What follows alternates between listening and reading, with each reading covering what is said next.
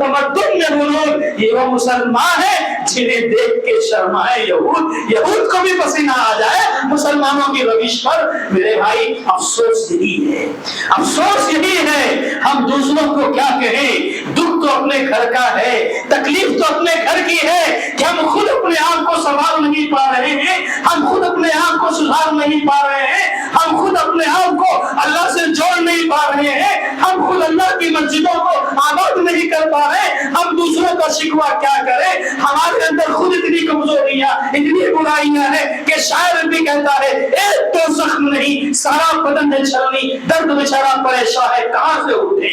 एक बीमारी को तो तस्करा भी किया जाए, अगर गिनने के लिए खड़े हो जाओ एक लंबी फहरिस्त नजर आएगी जो मुसलमानों में पाई जाती है।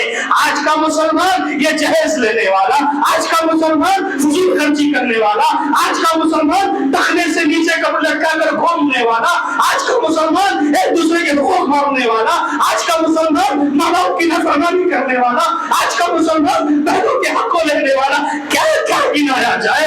एक लंबी फहरिस्त नजर आएगी आपको। जितना हमने यहूदियों का नहीं गिनाया उतना ऐसे मुखर्रब अखलाक और बुरे अमाल आपको मुसलमानों में नजर आएंगे। मैं बस ये कहना चाह रहा हूँ कि यकीनन यहूदियों ने जितने बड़े बड़े बुरे काम किए वैसे काम मुसलमानों से तो सरजद नहीं हुए हैं। हाँ कुछ कमजोरियां जरूर है, लेकिन ऐसी कमजोरियां हैं वो इसके इतने आदी हो गए हैं कि कहना पड़ा कि यहूद भी शर्मा जाए के किरदार को देख करके। बहर कर ये पैगाम है कि हमको हमारी अपनी इस्लाह करनी है। मेरे भाइयों कुरान का अंदाज़े बयां देखो। कुरान कहता है सूरह बकरा खत्म हो, सूरह बकरा पहला पारा खत्म हो रहा है। पहले पारे में अल्लाह ताला कौम यहूद पर इनाम, उनकी रविश शरारतें, फिर उन पर अज़ाब जो है वो बयान कर दिया। बयान करने के बाद पहला पारा खत्म होते ही अल्लाह ताला हमसे आपसे कह रहा है, ऐ मुसलमानों तिल्का उम्मतुन कद खलत, ये एक उम्मत थी जो गुजर गई। तिल्का उम्मतुन कद खलत, ये एक उम्मत थी जो पहले आई थी, अभी भी है, लेकिन कुरान पहले का जिक्र कर रहा है। इनकी खवासतों का जिक्र तो है, लेकिन अल्लाह का अंदाज देखिए, हमारे और आपको, हमको आपको, उम्मत मुस्लिमा को मकाम करम अल्लाह अता कर रहा है। कह रहा है ऐ मुसलमानों उम्मत मुहम्मदिया तिल्का उम्मतुन कद खलत, ये एक उम्मत थी जो गुजर गई। लहा मा कसबत व लकुम मा कसबतुम, इन्होंने जो कुछ किया इनको अल्लाह के पास मिलेगा। तुम जो कुछ करोगे तुम्हें उसका बदला दिया जाए, तुम्हें उसका बदला मिलेगा, जरूर मिलेगा। फिर उसके बाद अल्लाह क्या कह रहा है, यहाँ कहा तिल्का उम्मतुन कद खलत, ये उम्मत थी जो गुजर गई। उसके बाद वाली आयत में अल्लाह कहता है वकज़ालिका जअलनाकुम उम्मतन वसता, ऐ मुसलमानों हमने इस कौम यहूद को बरतरफ कर दिया, इन्हें हटा दिया, इन्हें अजाब देकर इन्हें खत्म कर दिया। यानी इनको हमने जो बुलंद मकाम दिया था, जो इनको फजीलत दी थी, ये इनसे हमने छीन ली, इनको जलील कर दिया। अब है मुसलमानों, अब हम, यानी इससे मुराद कौन, मैं भी आप सब भी, सब इस उम्मत में शामिल हैं। हम सबसे अल्लाह कह रहा है वकज़ालिका जअलनाकुम उम्मतन वसता, ऐ मुसलमानों हमने तुम्हें उम्मते वसत बनाया, खैर उम्मत बनाया। उम्मते वसत बनाया क्यों, ताकि तुम लोगों पर गवाह बनो और रसूल तुम पर गवाह बने।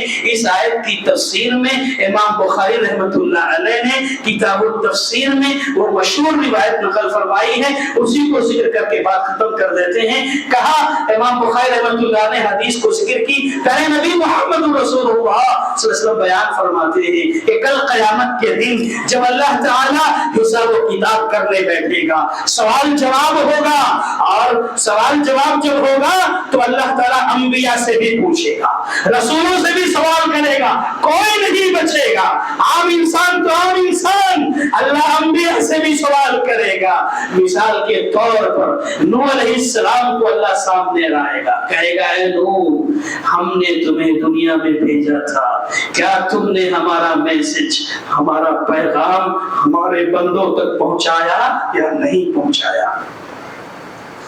नूह अलैहिस्सलाम कहेंगे अल्लाह میں نے تیرا پیغام تیرے بندوں تک پہنچا دیا اللہ۔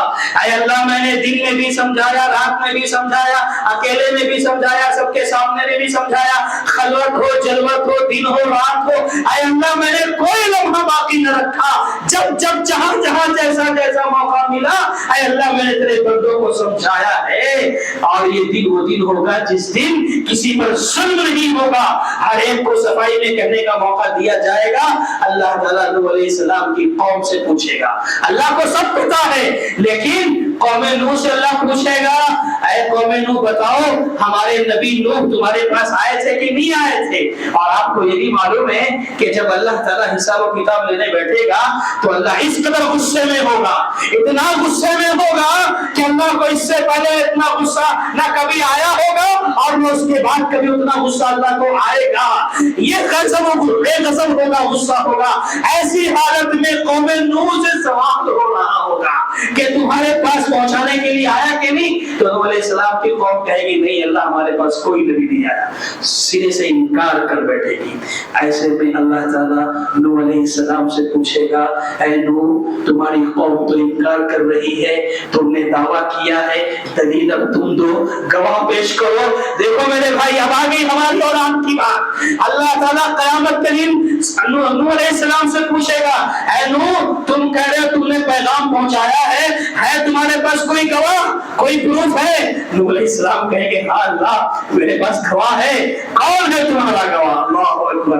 نوح علیہ السلام کہیں گے اے اللہ میری گواہی، میرا گواہ محمد رسول اللہ صلی اللہ علیہ وسلم کی امت ہے، یعنی یہ امت مسلمہ، یہ امت گواہی دے گی۔ اللہ اکبر۔ ہم اور آپ کو اللہ نے یہ احساس دیا، وَكَذَلِكَ جَعَلْنَاكُمْ أُمَّةً وَسَطًا، تِلْكَ أُمَّةٌ قَدْ خَلَتْ، یہ امت بھی گزر گئی۔ وَكَذَلِكَ جَعَلْنَاكُمْ أُمَّةً وَسَطًا، اے مسلمانوں تمہیں اللہ نے امت وسط بنایا کہ کل قیامت کے دن انبیاء کے حق میں تم گواہی دینے والے ہو۔ یہ رتبے بلند جسے مل گیا، ہر مدعی کے واسطے دار و رسن کہا۔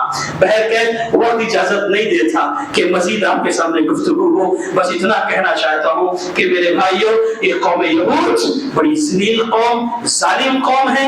اللہ تعالیٰ نے ان کو ماضی میں تباہ کیا ہے، برباد کیا ہے اور مستقبل بھی ان کا کوئی روشن ہونے والا نہیں ہے۔ بس ہمیں اپنے اعمال کی فکر کرنی ہے اور ساتھ ہی ساتھ یہ سمجھ کے چلو کہ اللہ نے ہمارا مقام بہت اونچا رکھا ہے۔ اپنے مقام کی قدر کرتے ہوئے اپنے مقام کی حفاظت کر لو۔ اللہ تعالیٰ سے دعا ہے کہ اللہ تعالیٰ ہم سب کو دنیا میں عزت کے ساتھ رکھے اور اللہ تعالیٰ ہمارا خاتمہ ہو تو ایمان بالخیر پر ہو۔ آمین۔ بارک اللہ لنا ولکم فی القرآن العظیم ونفعنا وإیاکم بالآیات والذکر الحکیم۔